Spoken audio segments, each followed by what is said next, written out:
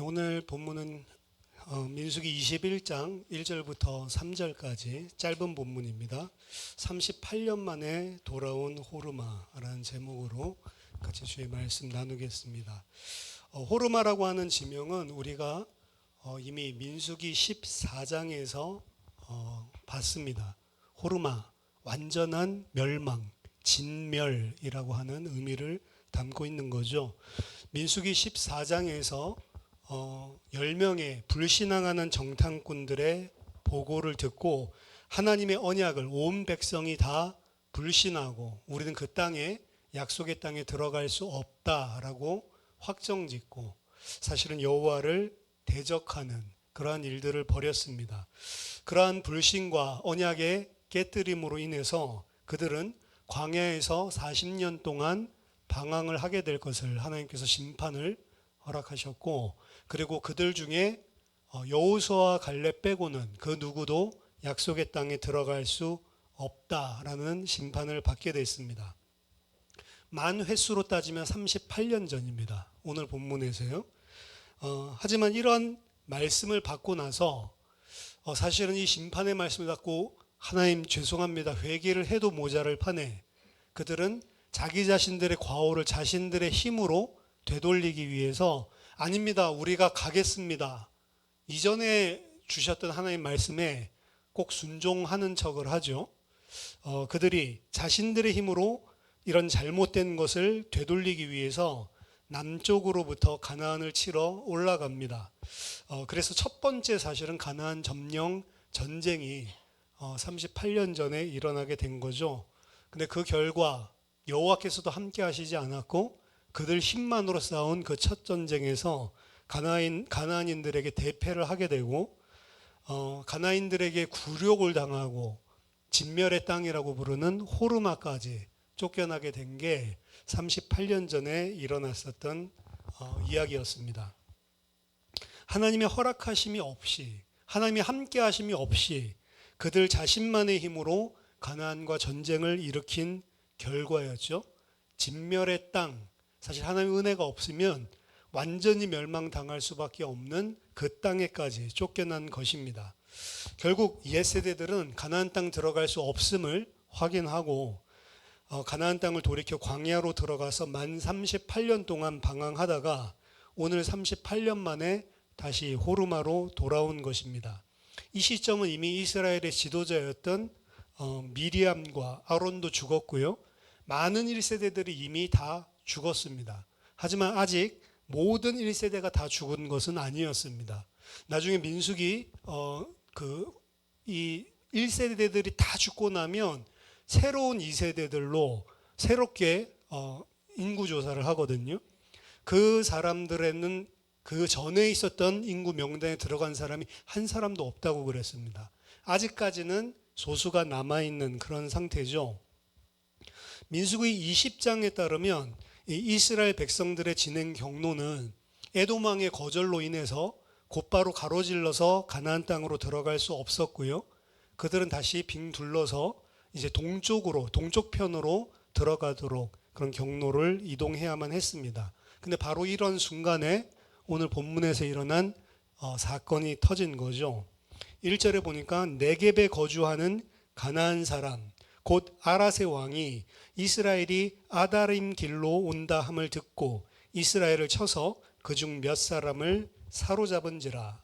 이 네겝이라고 하는 것은 가나안 땅 남방에 있는 광야입니다. 사막 광야고요. 아랏이라고 하는 것은 현재에도 텔 아랏이라고 하는 그런 지역이 있는데 그 지역이 아닌가라고 생각을 합니다. 남쪽에 있는 헤브론에서 더 남쪽으로 약 13km 떨어진 지역인데요.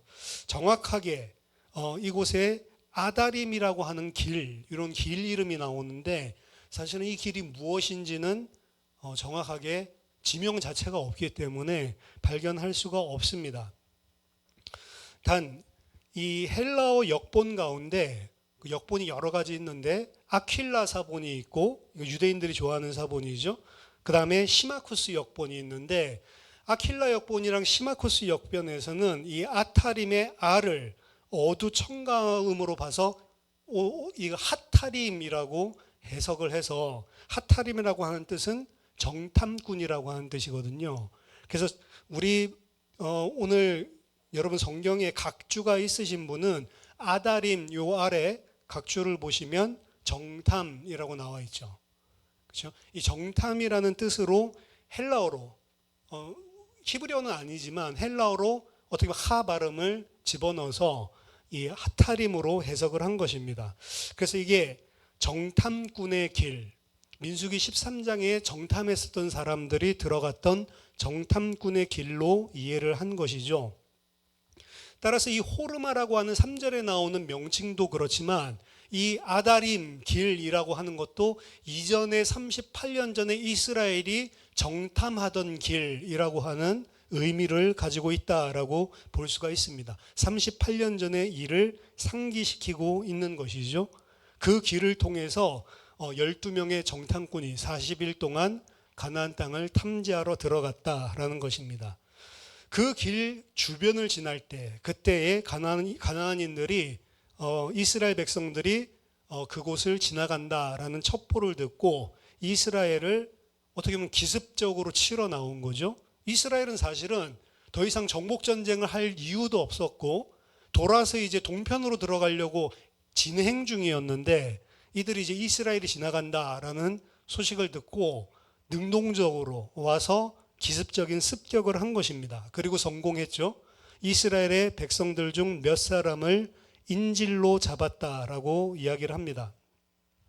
가나안인들과 그리고 그 왕의 입장에서 본다면 이들이 이스라엘을 치러 자기 자신들이 기습적으로 그렇고 능동적으로 나온 것은 사실은 대수로운 일이 아니었습니다. 왜냐하면 이미 이스라엘에게 38년 전에 승리했던 기억이 있는 거죠. 그때도 사실은 이스라엘이 자신들에게 어떻게 보면 적수가 되지 못해서 대패를 했고 호르마까지 그들을 진격했었던 그런 경험이 있었기 때문에 38년 동안 이스라엘은 어떤 한 땅에 정착해서 힘을 기른 게 아니었습니다. 광야를 유랑하고 다닌 거죠.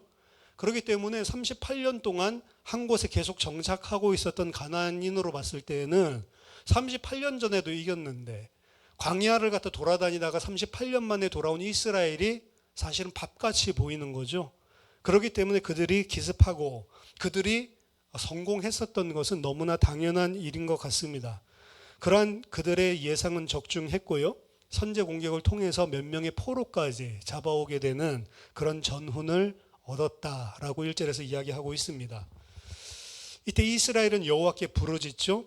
21장 2절에 이스라엘이 여호와께 서원하여 이르되 주께서 만일 이 백성을 내 손에 넘기시면 내가 그들의 성읍을 다 멸하리이다.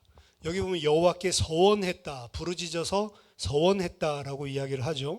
서원한다는 것은 하나님 앞에서 엄숙한 약속을 하는 겁니다. 쉽게 말하면 약속하는 거죠. 맹세를 하는 겁니다. 이들이 서원한 내용은 만약 여호와께서 이스라엘로 하여금 이 족속들, 이 가나안 족속들을 이기게 해주신다면 그들의 성읍을 다 멸하겠습니다라는 것입니다. 성읍을 다 멸한다라고 하는 것은 하람이라고 하는 단어의 히필형인데요. 히필은 항상 내가 상대방의 그런 결과를 낳게 하는 것입니다.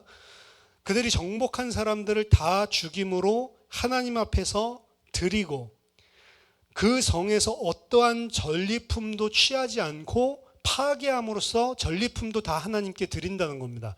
사람을 죽이는 게 목적이 아니고 죽이는 이유는 사람을 하나도 취하지 않겠다는 거예요.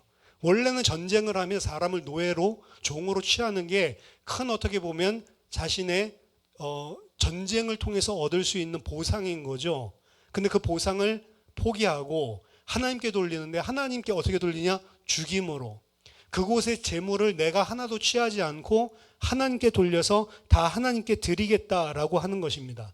이것이 이제 구약에서 등장하는, 많이 등장하죠. 여호수아에서도 등장하고 헤렘의 법이라고 합니다. 헤렘. 아까 전에 이 하람의 히필형을 썼다고 했는데 구약에서는 헤렘이라고 명사로 부릅니다. 하나님 앞에 이 성읍을, 그리고 그 성읍을 칠 때 그곳의 사람들과 재물들을 다 진멸함으로 내가 취하지 않고 하나님께 다 드리겠습니다라고 하는 헤렘의 법이고 종교적인 맹세입니다. 당시 고대 세계 전쟁에서 승리한 군사들이 당연히 전쟁의 전리품을 취하는 것이 너무 당연한 거였고, 만약에 그거를 하지 못하게 한 지도자는 어떻게 불만을 사는 거예요.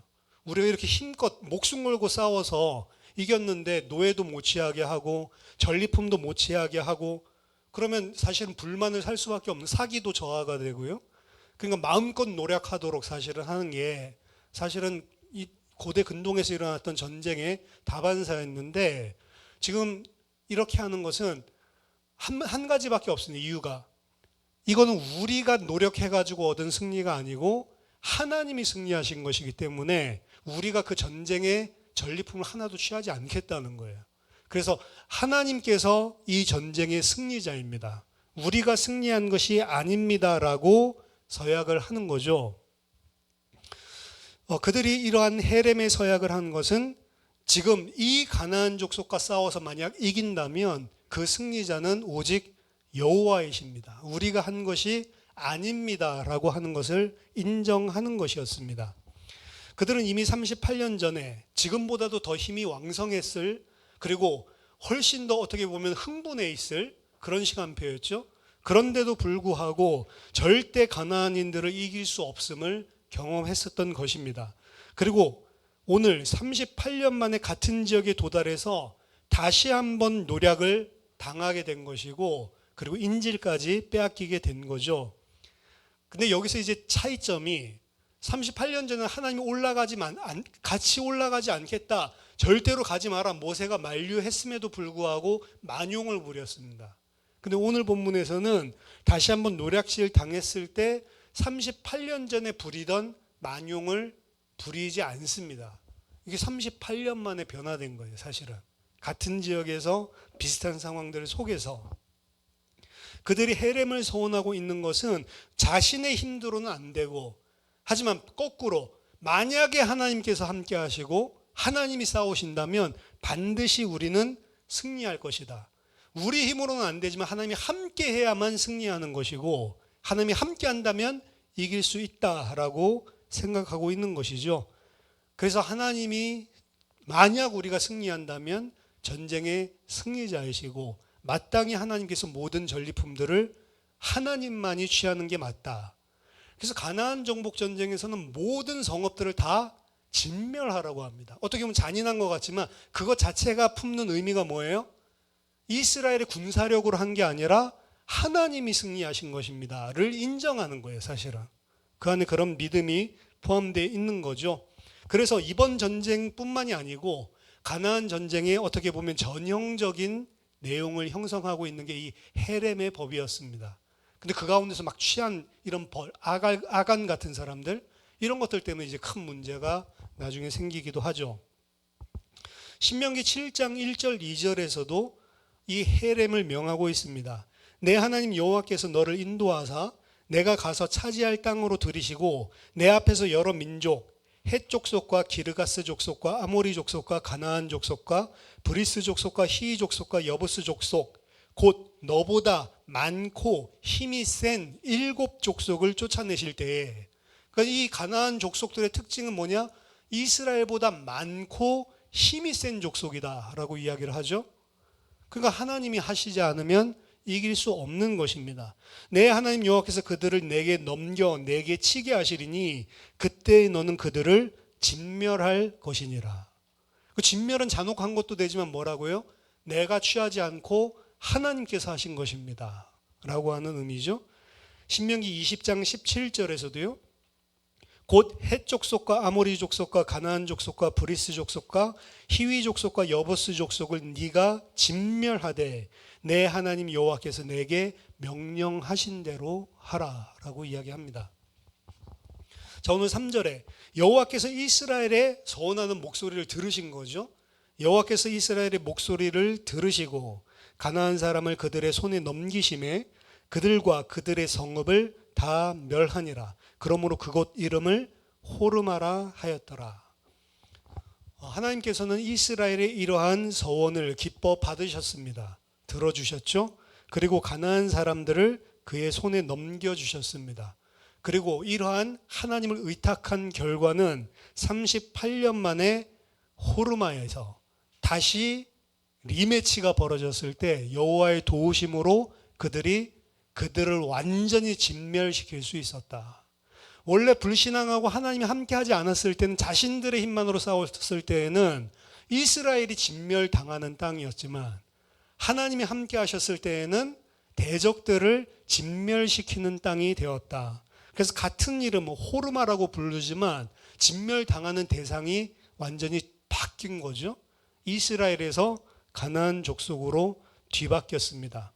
그래서 38년 만에 이스라엘은 자신들이 진멸당할 뻔한 이 땅에서 도리어 적국을, 가나안 족속들을 진멸시키는, 사실 왕이라고 표현되어 있지만 작은 부족이라고 생각을 합니다. 부족 국가였을 것 같은데, 하여튼 그 부족 국가를 다 진멸하는 그런 호르마의 땅. 호르마가 어떻게 보면 같은 의미로 민수기 14장과 그리고 20장에서 쓰였지만, 20장에서는 승리의 땅이 된 거죠. 그리고 14장에서는 완전한 패배의 땅. 한 가지 요소만 바뀐 겁니다. 여호와께서 함께하냐, 함께하시지 않냐. 그렇죠? 자, 오늘 본문 아주 간단합니다. 3가지 정도 정리를 할 건데요. 먼저 첫 번째는 하나님께 의뢰하는 자. 하나님의 백성은 하나님께 의뢰하는 자가 되어야 된다는 겁니다.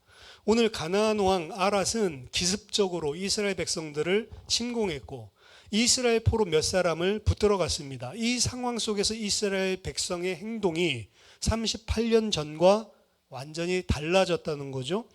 심지어 민수기 20장 바로 앞에 있었던 모세의 행동과도 달랐습니다. 20장은 모세의 반역과 모세의 죄를 이야기하고 있는 거죠. 모세는 20장에서 하나님의 임재 없이, 하나님께 어떠한 자문도 구하지 않고 에돔 땅을 가로질러서 가려고 계속해서 시도했죠. 한번 좌절됐는데도 또다시 자신을 보내고 이러한 일들을 했습니다. 하지만 오늘 이스라엘 백성들은 이런 중차대한 사건을 맞이해서 자신들의 경험, 자신들의 힘을 의뢰하지 않고 하나님 앞에 이 문제를 가지고 나갔다는 것입니다. 비로소 이스라엘이 가나안 정복 전쟁이 세속 전쟁이 아니고 성전, 거룩한 하나님의 전쟁이다라고 하는 사실을 인식하게 된 것이다라고 볼 수가 있습니다. 사실은 나중에 여호수아가 이끌고 여리고를 칠 때의 동일한, 하나님을 의뢰하죠. 하나님 명령하신 대로 순종하죠. 그래서 자신들의 힘이 아니라 하나님이 무너뜨려 버리는 그런 체험을 하게 됐는데, 그 다음 바로 조그마한 아이성에는 하나님의 명령 묻지도 않죠. 우리 힘으로 할 수 있을 거, 여리고도 무너뜨렸는데 내가 했다라고 생각하는 거잖아요. 아이성에서 대패를 하게 됩니다. 그렇죠? 이 가나안 전쟁은 100% 하나님이 함께 하셔야지만 승리하는 거죠. 지금 옛 세대들이 사실은 38년 만에 조금 변화된 것을 보여주고 있고, 이들의 38년 만에 이제 가나안 땅으로 들어가게 됐을 때 하나님이 그들과 여전히 함께 한다고 하는 희망을 사실 21장에서 좀 보여주고 있는 겁니다. 오늘 아랏 왕, 이 가나안 족속만 쳐치는 것이 나오는 게 아니고 나중에 후반부에는, 지금 또 이제 불신앙하는 게 잠깐 등장하지만 나중에는 또 가나안 그 땅 주변에 있는 다른 족속들을 완전히 또 진멸시키는 전쟁 승리하는 이야기들이 연속적으로 등장을 하거든요. 이들은 자신들의 경험, 힘을 더 이상 의뢰하지 않고 하나님 앞에 이 문제를 가지고 나아갔습니다. 그리고 비로소 이들은 하나님이 함께 하심으로 가나안 전쟁의 첫 번째 승리를 하게 되었습니다. 그리고 그들은 이 서약을 통해서 이것은 하나님께서 하신 것이다 라는 사실을 인정하기로 하나님 앞에 서원한 것입니다. 이스라엘의 이런 표준적인 성전의 절차, 모든 것들은 하나님이 하신 것이고, 모든 어떻게 보면 노예들, 종들 우리가 취하지 않고 다 진멸해서 하나님께 바치고, 포획물들을 다 하나님께 진멸함으로 봉헌하겠습니다 라고 하는 거죠. 그때 하나님께서 기뻐하신 겁니다. 그래서 그들을 들어주시고 그 성읍을 그들의 손에 넘겨주셨고, 그들은 가나안전에서 첫 승리를 하게 되죠. 반대로 가나안 왕의 입장에서 본다면 이 사람은 이 38년 전에 이스라엘과 유사한 것을 알 수 있습니다. 이미 이 사람들은 38년 전에 우리가 이겼던 경험을 의지하고 있는 거고요. 그리고 논리적 합리적으로 보더라도 38년 동안에 한 곳에 정착해서 힘을 쌓고 있었던 자신들과 38년을 방황했었던 이스라엘을 비교해 본다면 38년이 지난 지금은 더 이길 수밖에 없다라고 하는 사실 너무 합리적인 판단을 한 거죠. 그리고 그게 성공하는 듯 했습니다. 기습작전에 성공했고 포로들을 포획하기까지 했습니다. 하지만 이 사람들이 알지 못하는 것은 뭐죠? 하나님이 함께 하시는 거. 하나님이라고 하는 존재만 딱 빼놓고 다 맞는 이야기를 하는 거예요. 마치 민수기 20장의 경험을 의지해서 하나님이 말씀을 듣지 않고 경험 의지해서 치라는 말 없는데도 반석을 치거나 혹은 자기 자신이 봤을 때 합리적으로 가나안 땅 저렇게 가는 게 편하겠지라고 생각해서 하나님께 자문을 구하지 않고 계속 에돔 왕에게 사신을 보내는 거나 그게 그 모세의 행동이 불신자랑 똑같다는 가나안인이랑 지금 똑같은 것입니다. 가나안인들은 모세가 있었던 인간이 하나님 모르는 상태에서 자신의 경험과 합리성만을 의지한 채로 사실은 이스라엘을 친 것입니다. 그렇기 때문에 인간으로서는 불신자로서는 너무 당연한 거죠. 하나님 모르기 때문에. 하지만 하나님의 백성들은 이 모든 것이 하나님으로 다 말미암는다라는 사실을 인정해야만 하는 것입니다. 쉽게 보이는 일도 하나님이 허락하지 않으면 안 되는 것이고요. 불가능한 일도 하나님이 허락하시면 되는 겁니다. 그것의 성패의 주권은 하나님께 달려있는 것입니다. 사람에게는 그 결과, 사람이 열심히 한다고 결과가 나오는 게 아니고 궁극적으로 이 모든 것은 다 하나님의 손에 달린 거구나. 이 사실을 아는 사람을 보고 신자라고 하는 거예요. 신자는 그래서 다릅니다. 내가 열심히 했는데도 결과가 안 나올 수 있다는 걸 알아요. 내가 열심히 안 했는데도 결과가 나올 수 있다는 걸 압니다. 그렇기 때문에 그만두냐? 아니요. 하나님 주신 일이기 때문에 성실히 열심히는 하는데 결과는 궁극적으로 하나님께 달린 것이다라는 것을 압니다. 그래서 내가 열심히 해서 뭘 이뤄놓고도 하나님이 하셨다라는 걸 인정하는 게 신자란 말이에요. 시편 127편 1절에 여호와께서 집을 세우지 아니하시면 세우는 자의 수고가 헛되며 여호와께서 성을 지키지 아니하시면 파수꾼의 깨어 있음이 헛되도다. 그들이 아무리 깨어서 있다 할지라도 여호와께서 허락하지 않으면 그 성읍은 무너진다는 거죠. 그래서 쉽든 어렵든 무엇이든지 간에 하나님께 의뢰하는 게 신자다. 그리고 하나님을 의지하고 그것이 잘 됐을 때에도 혹은 또 잘 안 됐을 때에도 하나님께서 허락하신 것이기 때문에 하나님께 감사하고 그럼 잘 됐을 때, 안 됐을 때 잘 되기는 왜 잘 되게 하셨을까? 안 됐을 때는 왜 안 되게 하셨을까? 하나님의 뜻을 구하는 것이 신자라는 거죠. 이게 불신자랑 전혀 다른 것입니다. 불신자는 결과가 잘 되면 신나고 안 되면 낙심하고. 왜? 이 모든 게 다 나로부터 나온 거니까. 근데 성도는 어떻게 한다고요? 잘 돼도 하나님의 하신 것이고 안 돼도 하나님이 하신 것이다. 그럼 왜 하나님께서 그렇게 하셨을까? 그 부분을 하나님께 구하는 거죠. 무릎 꿇고 하나님의 뜻을 진짜로 발견하기 위해서 기도하는 것이죠. 시편 37편 3절에서 6절 보면 여호와를 의뢰하고 선을 행하라. 땅에 머무는 동안 그의 성실을 먹을거리로 삼을지어다. 여호와를 의뢰하고 뭐를 먹을거리로 삼아? 여호와의 성실하심을 너희의 먹을거리로 삼아라. 또 여호와를 기뻐하라. 그가 내 마음의 소원을 내게 이루어 주시리로다. 여호와를 기뻐하는 거예요. 여호와로 말미암아서 일어날 일을 기뻐하는 게 아니고 여호와를 기뻐하라. 그리하면 네 마음의 소원을 내게 이루어 주시리로다. 근데 보면 여호와를 기뻐하면 내가 원하는 이거를 이루어 주신다는 거구나. 그게 아닙니다. 여호와를 기뻐하는 게 내 마음의 소원이에요, 사실은. 여호와를 기뻐하는 게 전부입니다. 네 길을 여호와께 맡기라. 그를 의지하면 그가 이루시고 네 의를 빛같이 나타내시면 네 공의를 정오의 빛같이 하시리로다. 여호와께서 모든 것들을, 그럼 내가 해야 될 일은 여호와를 기뻐하고 여호와를 의지하고 여호와를 의뢰하는 일이라는 거죠. 그때 하나님께서 우리의 모든 것을 다 알고 우리를 신실하게 인도하시는 그분께서 우리에게 가장 좋은 것을 분명히 허락하신다. 너희는 그 여호와의 성실하심을 먹거리로 삼아라 라고 시편 기자가 이야기하고 있는 것입니다. 이게 신자의 삶이죠.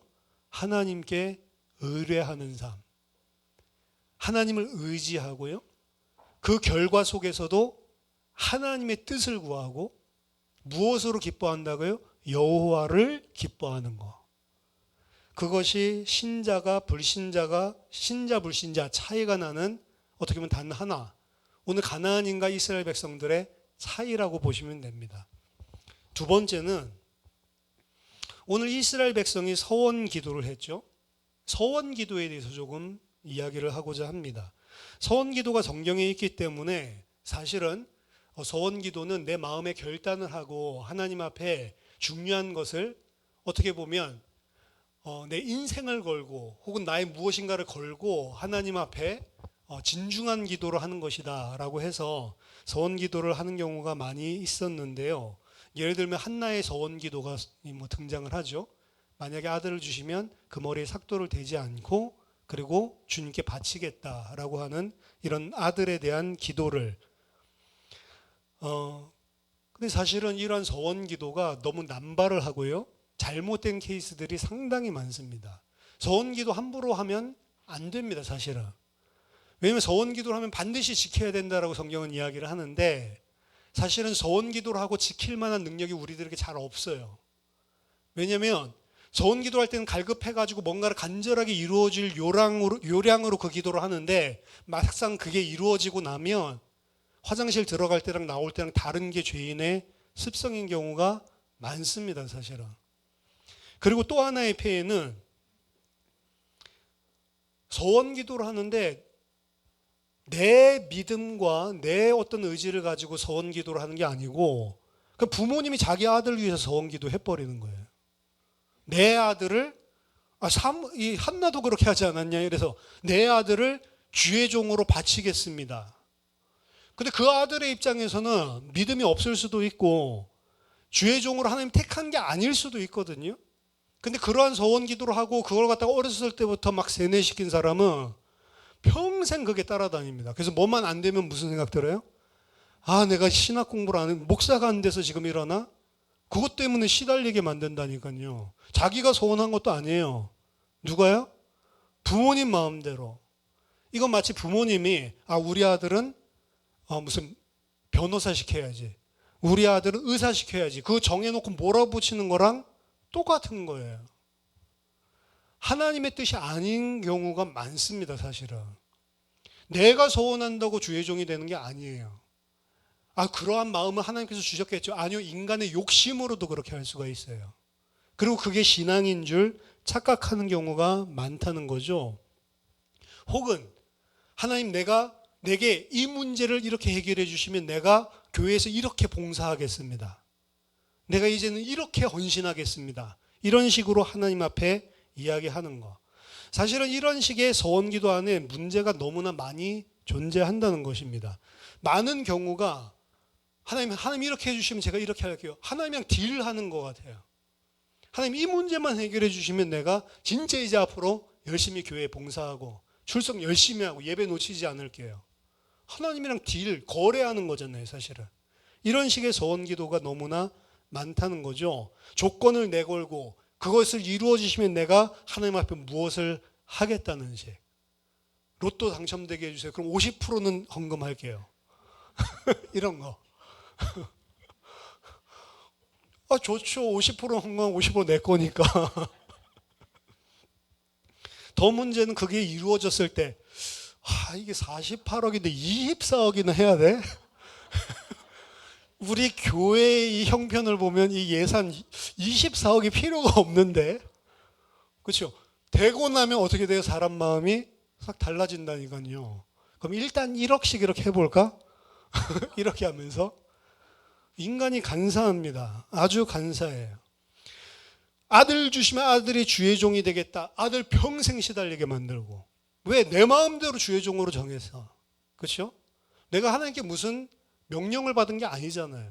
사실은 안 풀릴 때만 아들 평생 시달립니다. 그래서 서원 기도는 함부로 경솔히 안 하는 게 좋습니다. 성경에서도 이런 경솔한 서원 기도가 등장해요. 제일 유명한 게 입다가 암몬 족속이랑 사사입니다. 입다는 옷을 입다가 아니고 입다라고 하는 사사가 암몬 족속과 전쟁을 하려고 하는데 괜한 서원을 하죠.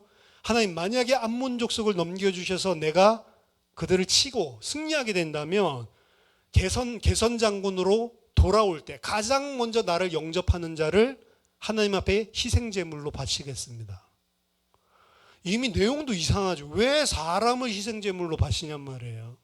사상이 이상하죠. 그러고 오는데 자기의 무남 동료가 춤추면서 아버지를 맞이하러 나오는 거예요. 그러니까 입다 어떻게 합니까? 자기 무남 동료를 불살라서 희생 제물로 바친다. 뭐 하나는 철저하죠. 서원 기도하면 지켜야 된다. 이건 철저한데 내용 자체도 잘못됐고 뭐 한다고 그런 이상한 서원을 할 거냔 말이에요. 이런 경솔한 것이란 말입니다. 아들을 위해서 그렇게 기도한 것도 입다랑 저는 비슷하다라고 생각을 하거든요. 왜 자기 마음대로 그 아들을 어떻게 보면 그 아들의 삶을 내가 희생시켜가지고 하나님 앞에 드릴 거다 내가 결정을 해놓냐고요.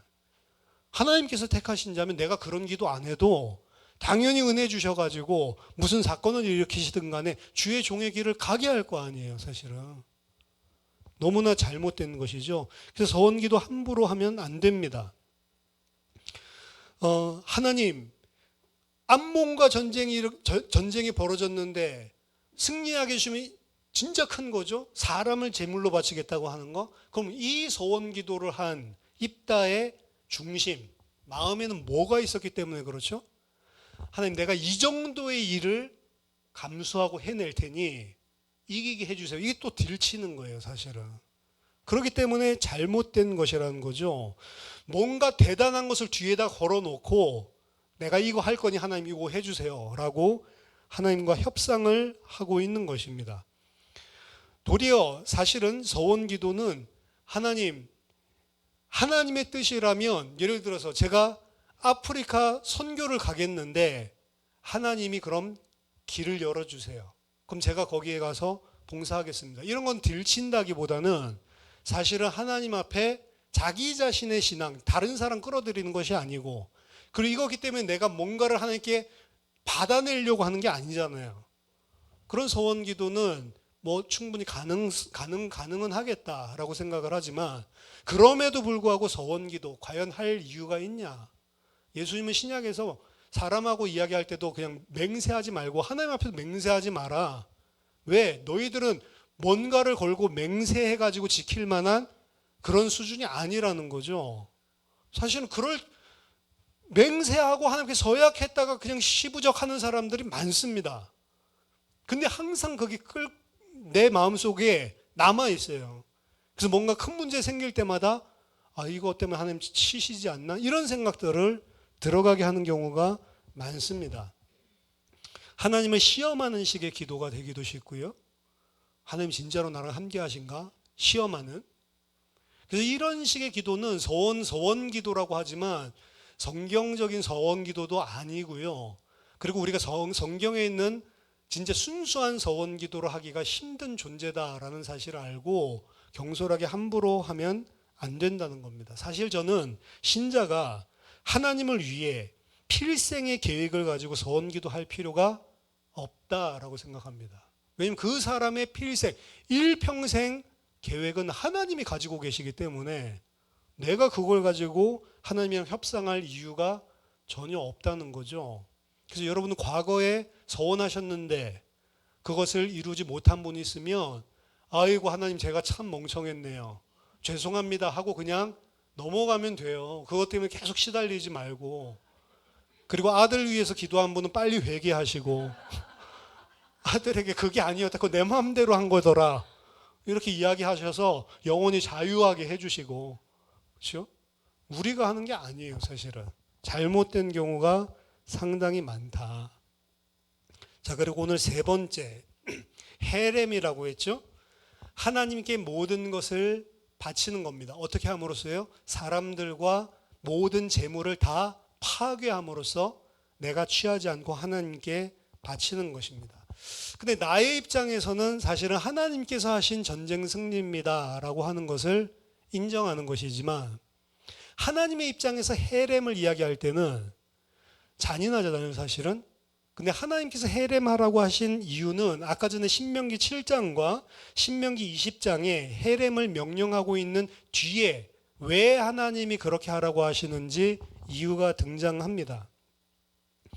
신명기 7장 2절 보면 내 하나님 여호와께서 그들을 내게 넘겨 내게 치게 하시리니 그때 너는 그들을 진멸할 것이라. 그 이유는 그들과 어떤 언약도 하지 말 것이요 그들을 불쌍히 여기지도 말 것이며 또 그들과 혼인하지도 말지니 네 딸을 그들의 아들에게 주지 말 것이요 그들의 딸도 네 며느리로 삼지 말 것은 그가 네 아들을 유혹하여 그가 여호와를 떠나고 다른 신들을 섬기게 하므로 여호와께서 너희에게 진노하사 갑자기 너희를 멸하실 것임이라. 오직 너희가 그들에게 행할 것은 이러하니 그들의 제단을 헐며 주상을 깨뜨리며 아세라 목상을 찍으며 조각한 우상들을 불사를 것이니라.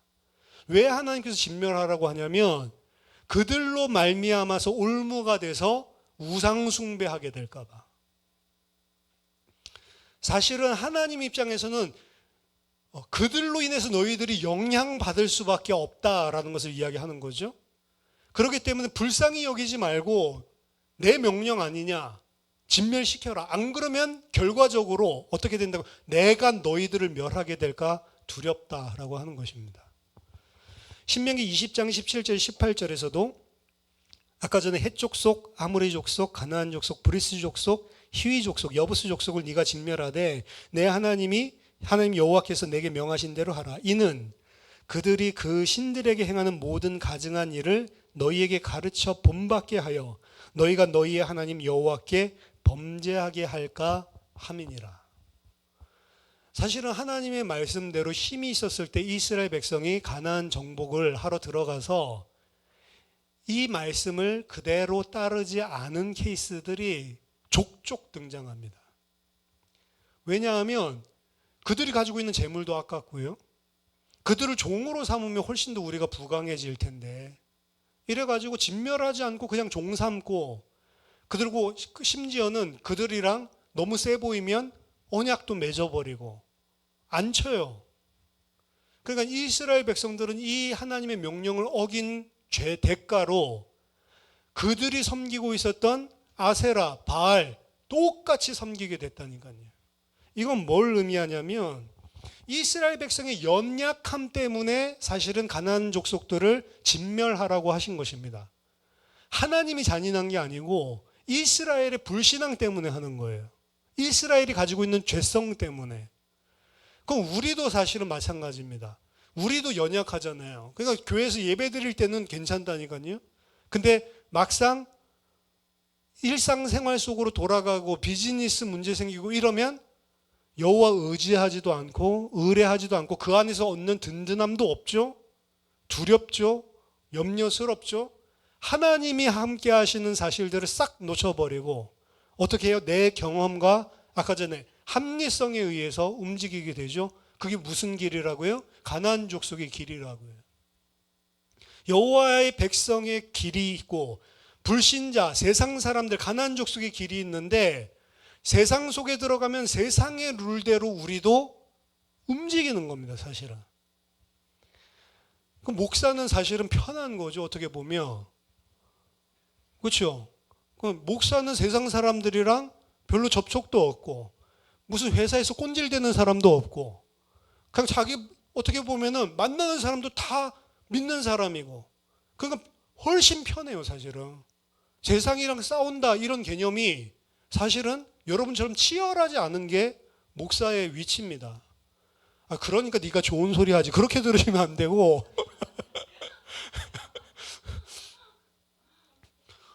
어떻게 보면은 여러분들 위해서 그런 것들을 안 하는 사람이 그래도 바른 소리라도 할 수 있는 것 같아요. 목사도 맨날 치열하게 세상 속에 이러다 보면 지도 불신앙해가지고 이런 말은 좀 하면 상처받겠다 이래서 안 할 가능성이 높으니까 어떻게 보면 보호하는 게 아닌가. 목사가 믿음이 좋은 게 아니고 환경들 자체가 불신앙할 게 별로 없어요. 그렇죠?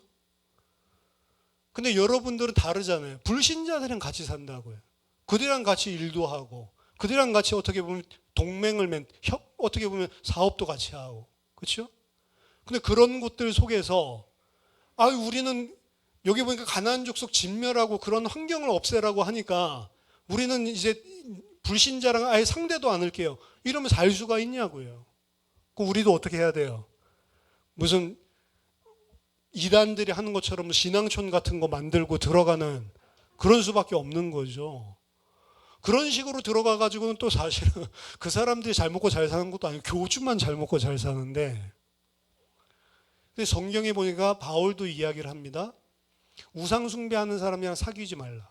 근데 그 말은 세상에 나가서 너희들이 그러라는 말이 아니다. 신자라고 하면서 우상 숭배하는 사람 사귀지 말라는 말이다. 만약 세상에 나가서 우상 숭배하는 사람 사귀지 말라라고 한다면 너희 사귈 사람이 하나도 없다. 그럼 세상에 나가서 그 환경이 있는데도 불구하고 사실은 믿음을 가져야 되는 게 오늘 우리들의 입장입니다. 진멸하라라고 한 게 어떻게 보면 가혹한 것 같지만 사실은 우리도 진멸 다 시켜버리고 우리들끼리 살면 믿음 어느 정도 유지를 잘 할 거라고요. 이스라엘 백성에게는 어떻게 보면 가장 최적의 환경을 만들어 주시는 거죠. 잔인한 게 아니고 너희들을 염려해서 그러는 거다. 그럼 우리는 어떻게 하면 우리는 나가서 진멸할 수도 없어요. 우리는 어떻게 해야 됩니까? 일단은 그래서 사실은 환경들을 어떻게 보면 조절하는 게 좋습니다. 할 수 있는 한. 믿음의 사람이랑 친한 것이 좋고요. 믿음의 사람이랑 같이 어떻게 보면은 함께 할 수 있는 시간들이나 이런 것들을 확보하고 그런 친한 사람들이 있는 경우에 상당히 유리하게 작용이 됩니다. 늘 불신앙, 늘 불신자, 늘 이교도들만 만나고 다니는 거랑 목사처럼 그래도 이 세상 속에 살면서 나랑 믿음이 통하고 하나님의 말씀이 통하고 이런 사람이랑 교제가 있는 거랑 차이가 많이 나고요. 그리고 어떤 사람들은 뭐 이런 것들 때문에 이런 것들 예배가 안 돼요. 예배가 안 되는 이유는 예배가 안 될 만한 그런 상황들을 어떻게 보면 처리하지 않아서 그런 거예요. 계속해서 스케줄 만들고. 그렇죠? 뭐가 인식이 베껴야 되냐면 이 사람은 일요일은 안 노는 사람이고 일요일은 절대로 다른 일 안 하는 사람이구나. 이게 박혀버리면 불신자들도 처음에는 계속 그렇게 하다가 나중에는 단념한다고요. 그리고 오히려 쟤는 못 가니까 우리 주중으로 옮길까? 이렇게까지 나오는 게 불신자들의 반응입니다. 근데 한 번 허용하면 7배로 역사를 한다니까. 쟤는 원래 안 드려. 그렇죠? 그러니까 어떻게 보면 환경들을 내가 조절을 할 수가 있어요. 근데 그런 환경들을 조절하지 않고 전혀 손대지 않고 그런 속에서 이기기가 힘듭니다. 뭐 금면, 금주 이런 부분들 가지고 막 불신자들도 신자들도 막 결심하고 결단하는데 안 되는 이유 계속 그런 자리에 가면 안 돼요.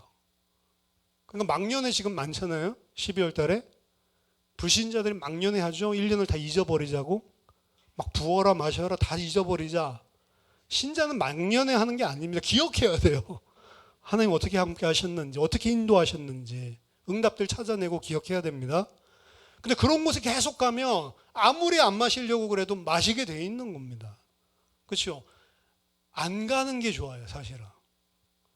될 수 있으면 그런 환경들을 처리하는 게 우리에게 좋다는 겁니다. 왜? 하나님이 아셨어요. 너희들은 그 가나안 족속이 있으면 영향받아서 그들과 함께 우상 숭배해서 진멸당할 그런 죄성을 가진 사람들이다. 인정해야죠. 아니요, 나는 믿음이 굳건해서 할 수 있어요. 아니라니까요. 환경을 어떻게 하면 다 정리할 수가 없죠. 그러니까 바울도 그런 말을 하는 건데 어떻게 하면 더 신앙생활을 건전하고 그리고 내가 좀 잘 유지할 수 있도록 해야 되냐. 이런 부분들을 차근차근 정리를 하는 것들이 중요하다는 거죠. 왜 여러분들이 생각하는 만큼 그렇게 믿음이 강한 게 아닙니다. 쉽게 흔들리기 때문에 그렇습니다. 인간 연약하다는 점을 인정을 해야 되는 거죠. 하나님께서는 이 이스라엘 백성을 사실은 38년 동안 인도하셔서 38년 전과 지금 한 가지가 바뀐 거예요. 똑같은 상황 속에서 여호와를 의뢰하는 자로 바꿔놓으신 겁니다. 그리고 사실은 우리에게 요구하시는 것도 그거예요. 여호와를 의뢰하라는 거죠. 하나님께서 함께 하시면 필경 승리할 수 있습니다. 하나님께서 함께 하시지 않으면 내 생각에 잘 될 것도 막히게 돼 있습니다. 이 사실을 아는 게 하나님의 백성이라는 거죠. 그래서 여호와께 부르짖기도 하는 거고 여호와께 무릎 꿇기도 하는 겁니다. 딜치는 게 아니고요. 여호와를 의지하는 거죠. 하나님이 도와주시지 않으면 하나님 저는 할 수 없는 연약한 사람입니다. 하나님이 약속대로 나와 함께 해주십시오. 그런데 여호와께서 함께 하신단 말이죠. 의뢰하는 그의 백성들에게 함께 하셨다라는 것을 오늘 본문은 보여줍니다. 어떻게 보면 그리스도께서 우리의 연약함을 채울하시고 우리를 동정하지 못하실 리가 아니라고 이야기를 하셨습니다. 우리 이런 연약한 것들을 다 아시고 그렇기 때문에 우리가 어떻게 할 수 있어요? 은혜, 때를 따라 돕는 은혜를 얻기 위하여 보좌 앞에 담대히 나아갈 수가 있는 겁니다.